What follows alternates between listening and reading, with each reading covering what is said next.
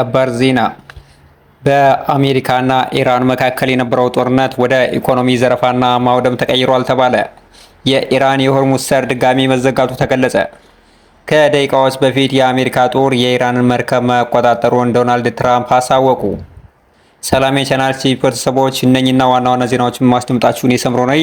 ለዚህ ቻናል አዲስ ከሆናችሁ ሰብስክራይብ እያደረጋችሁ እስከ መጨረሻው ተከታተሉ። ምክንያቱም ሰብስክራይብ ታደርጉ በሚቀጥለው የሚለቃቸው አዳዲስና ታማኝ መረጃ ቀጥታ በስልካችን ኖቲፊኬሽን አማካኝነት ይደርሳችኋል ማለት ነው። እንዲሁም ላይክና ሸር እያደረጋችሁ አበረታቱን። የአሜሪካ ፕሬዝዳንት ዶናልድ ጄ ትራምፕ ኢራንን በትንሽ ቀናት ውስጥ ያላትን የኢኮኖሚ ምንጭ የሆነውን የነዳጅ ምርትና ማምረቻ ማሽኖችን በቁጥጥራችን ስር እናስገባለን በማለት ዝተዋል። ለመዝረብ ባይመቸን እንኳን ያላቸውን ኢኮኖሚ ሙሉ በሙሉ እናወድማለንም ብለዋል። WSJ እንደዘገበው ከሆነ የአሜሪካ መንግስት የኢራንን የንግድ መርከቦችና መሰረተ ልማቶችን በአጭር ጊዜ ውስጥ እናወድማለን ሲሉ ዝተዋል። ትራምፕ አክለውም ከኢራን ወገን የሆነ በኢኮኖሚ ሆነ በዲፕሎማሲያዊ መንገድ በሎጂስቲክ አቅርቦት እንዲሁም ደግሞ በቀጠናው በሚደረገው በተለይ በሆርሙዝ ሰርጥ ውስጥ በሚደረግ የጋራ መስተጋብር በጋራ የሚያሰራ ማንኛውም ሀገር ከተገኘ በኢራን ላይ የደረሰው ዕጣ ፈንታ በእርሱ ላይ ይደገማል ሲሉ አስጠንቅቀዋል። ፕሬዝዳንቱ አያይዘውም ከአንዴም ሁለቴ ከኢራን ጋር ድርድር ለማድረግ የሰላም ጥሪ በፓኪስታን አዘጋጅተው እንደነበር ይታወቃል። ነገር ግን ኢራን አብዮታዊና አማጽያን ሀገር ስለሆነች ፈጽሞ ለሰላም ቦታ የሌላት ሀገር እንደሆነች ተገንዝበናል። ስለዚህ ከዚህ በኋላ ከኢራን ጋር የምንገናኘው የኢራን የበላይ አመራሮችን፣ ባለስልጣናትንና መላ የጦር ሰራዊቷን ሙሉ በሙሉ ከምድረ ከስም ወይም ደግሞ ከከርሰ ምድር ካስገባናቸው በኋላ ኢራን በአሜሪካ ግዛት ስር ስለምትሆን ከተራ ዜጎች ጋር በሰላምና የጋራ እድገት ላይ እንገናኛለን ሲል አሳስቧል። በሌላ ዜና ኢራን በቀጠናዋ የሚገኘውን የሆርሙዝ ሰርጥን መዘጋቷን ዜናዎች እንደዘገቡ ተነገረ። የፋርስ ዜና ወኪልና የኢራን ብሔራዊ መገናኛ ብዙሃን እንደዘገቡት ይህ ለዓለም ሀገራት እንደ አይን ብሌን የሚታየውና የኢኮኖሚ መሸጋገሪያ የሆነው ሰርጥ ወደ ነበረበት ተመልሶ መዘጋቱን አረጋግጠዋል። ይህ የሆርሙዝ ሰርጥ ወይም ደግሞ ወሽመጥ ከኢራን በስተደቡብ አቅጣጫ የሚገኝና ሰርጡ ከ20 በመቶ በላይ የዓለም ኢኮኖሚ የመሸጋገሪያ ቦታ ወይም ደግሞ የሚሸጋገርበት በተለይ የተፈጥሮ ጋዝና ነዳጅ በዚሁ ቦታ ብቻ መሻገር የሚችሉ እንደነበር ዜናዎች ይተነትናሉ።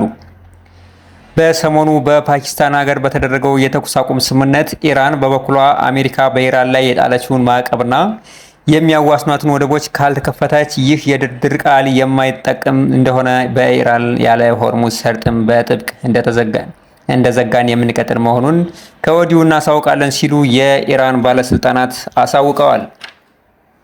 ወደ ሌላ ዜና ስናልፍ አንዲት የኢራን መርከብ የተጣለባትን የአሜሪካ እገዳ ወይም ደግሞ በኢራን ወደብ የመንቀሳቀስ እገዳን ጥሳ በማለፍ ላይ የነበረች መርከብ በአሜሪካ ወታደር ቁጥጥር ስር ገባች።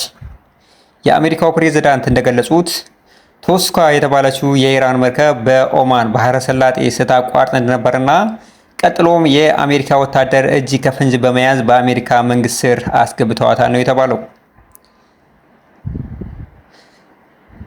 ከዚህ በፊት ይህች ቱስካ የተባለች መርከብ በወደብ ላይ መንቀሳቀስ እንድታቆም ማስጠንቀቂያ ተሰጥቷት እንደነበር ይታወቃል። ነገር ግን እገዳዋን ጥሳ ስትንቀሳቀስ የአሜሪካ ጦር የመርከቧን የሞተር ክፍል በማጋየት ካቆማት በኋላ ውስጥ ገብተው የተጫነው ንብረት ፍተሻ እያደረጉ ይገኛሉ የተባለው።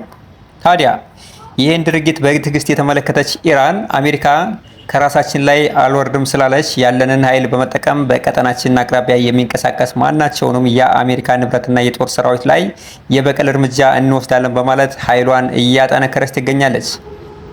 በሌላ ዜና አሜሪካ አሁንም ልኡካን ቡድኗን ለድርድር ወደ ፓኪስታንና ኢስላማባድ ለመላክ እየጠየቀች ብትገኝም ኢራን ግን በበኩሏ ድርድር ብሎ ነገር የለም፣ እኛ የተጣለብንን ወደብ እገዳ አሜሪካ ካላነሳች የተኩስ አቁም ስምምነት ላይ እንደማንደርስና ያለንን የሰለጠነ የጦር ሰራዊታችን በተጠንቀቅ በቀጠናችን ላይ እንደተሰለፈን እንቀጥላለን ብላለች። የአሜሪካ ጦር በቀጠናችን አቅራቢያ ሲንቀሳቀስ ከተገኘም ወደ አመድነት እንቀይረዋለን። አሁን ላይ የአሜሪካን ግዛቶች በሙሉ በሳምንት ውስጥ ማውደም የሚችል የሰለጠነ ሰራዊትና ዘመናዊ የጦር መሳሪያ በነፍስ ወከፍ ታጥቀናል።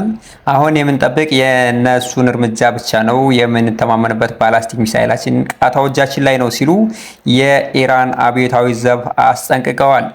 በመሆኑም ትራምፕ ይህን የኢራን የሰለጠነ ወታደራዊ ቁመና ያለውና አሜሪካ ያልታጠቀችው የባላስቲክ ሚሳኤል ናዳ እንደሚወርድባት ስትሰጋ በየቀኑ ድርድር በፓኪስታን እያለች ስታለቃቅስ ትገኛለች።